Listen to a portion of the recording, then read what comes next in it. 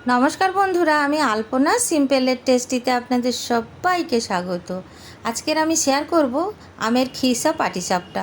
আমার চ্যানেলে নতুন বন্ধু হলে আমার চ্যানেলটিকে সাবস্ক্রাইব করে পাশে থাকার অনুরোধ রইল। অলরেডি যে বন্ধুরা আমার পাশে আছেন তাদেরকে জানাই অসংখ্য ধন্যবাদ। আমের খিরসা পাটিসাপটা বানাবার জন্য এখানে আমি একটা হিমসাগর আম নিয়ে নিয়েছি। আপনারা যে কোনো পাকা আম নিতে পারেন। আমটাকে কেটে আমি পিস পিস করে নিয়েছি। এখন মিক্সার জারে দিয়ে ব্লেন্ড করে নেব। যখন আমরা ব্লেন্ড করব তখন একদম জল দেওয়া যাবে না। ব্লেন্ড করা হয়ে গেছে, দেখুন এরকম দেখতে হবে। আমি একটি পাত্রে ঢেলে রেখে দেব। এখানে আমি গ্যাস জ্বালিয়ে একটা ফ্রাইং প্যান বসিয়ে নিয়েছি আর তার মধ্যে দিয়ে দেব 1 কাপ লিকুইড দুধ।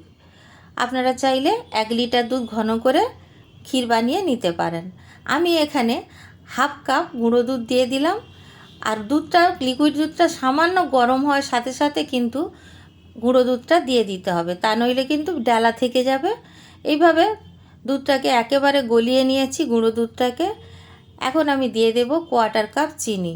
চিনিটা আপনারা আপনাদের পছন্দ মতো দেবেন, যেমনটা মিষ্টি খেতে পছন্দ করেন। খুব ভালো করে নাড়াচাড়া করে দিয়ে নারকেল দিয়ে দেবো। আমি নারকেল কুড়ে রেখেছি, হাফ কাপ নারকেল কোড়া দিয়ে দিলাম। নারকেল কোড়াটা দেবার পরেও ভালো করে নাড়াচাড়া করব। সমানে ভালো করে নাড়াচাড়া করতে থাকতে হবে, তা নইলে একটা দিক ধরে যেতে পারে বা তলাতে ধরে যেতে পারে। খুব সামান্য আমি এলাচের গুঁড়ো দিয়ে দিলাম, আবারও নাড়াচাড়া করব। এইভাবে নাড়তে নাড়তে একটা শুকনো ক্ষীর তৈরি করে নেব। এখন আমাদের ক্ষীরটা মোটামুটি রেডি হয়ে গেছে। দেখুন এই রকম একেবারে শুকিয়ে নিতে হবে। এখন আমি গ্যাসের ফ্লেমটা অফ করে দিয়েছি আর ক্ষীরটাকে নামিয়ে নেব। একটি পাত্রে রেখে দেব। যতক্ষণ ক্ষীরটা ঠান্ডা হবে ততক্ষণ আমি পাটিসাপটার গোলাটা বানিয়ে নেব। এখানে একটা মিক্সিং বোল নিয়ে নিয়েছি। বোলের মধ্যে দিয়ে দেব 1 বাটি ময়দা।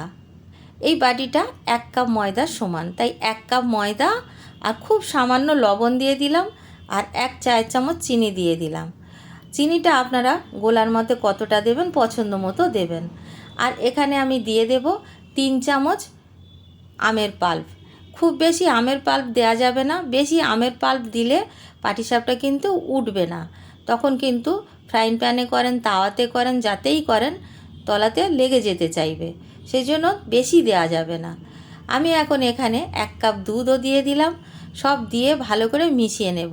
প্রয়োজন হলে আরও দুধ দেব। খুব ভালো করে ফেটিয়ে নিয়েছি। আরও কিছুটা দুধ লাগবে, আমি এখানে 1/4 কাপ দুধ দিয়ে দিব। 1/4 কাপ দুধ দিয়ে দেওয়ার পরে আবারও ভালো করে ফেটিয়ে নেব।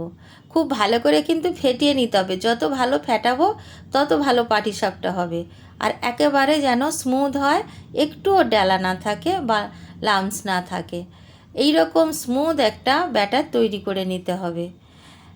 ব্যাটারটা সাইডে রেখে দেব। এখানে গ্যাস জ্বালিয়ে ফ্রাইং প্যান বসিয়ে দিয়েছি আর সামান্য রিফাইন্ড তেল ব্রাশ করে নেব। খুব বেশি তেল দেওয়ার প্রয়োজন হয় না। এখানে 1 হাতা ব্যাটার নিয়ে আমি এইভাবে দিয়ে দেব আর এইভাবে স্প্রেড করে দেব।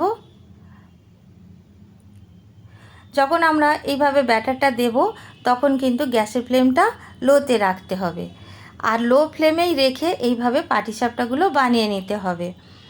যখন কালারটা একেবারে চেঞ্জ হয়ে গিয়ে এইভাবে ওপরটা শুকিয়ে যাবে তখন কিন্তু আমরা দিয়ে দেব ক্ষীর। ক্ষীরটাকে এইভাবে একটু লম্বাটে করে দিয়ে আর ফোল্ড করে নেব। আর দেখুন কত সুন্দরভাবে রেডি হয়ে গেছে। এই রকম সুন্দর রেডি হয়ে যাবে। প্রথমটা আমি বানিয়ে নিলাম, সেকেন্ডটা বানিয়ে আপনাদের দেখাবো। আর বন্ধুরা, ভিডিও যদি ভালো লাগে লাইক শেয়ার কমেন্ট করে দেবেন। আর যদি চ্যানেলটিকে সাবস্ক্রাইব না করে থাকেন প্লিজ সাবস্ক্রাইব করে দেবেন আর পাশে থাকা বেল আইকনটি প্রেস করে দেবেন, যাতে প্রত্যেকটা ভিডিও আপনার কাছে সব থেকে প্রথমে পৌঁছে যায়। এইভাবে আমি সেকেন্ড পাটিসাপটাটাও রেডি করে নেব।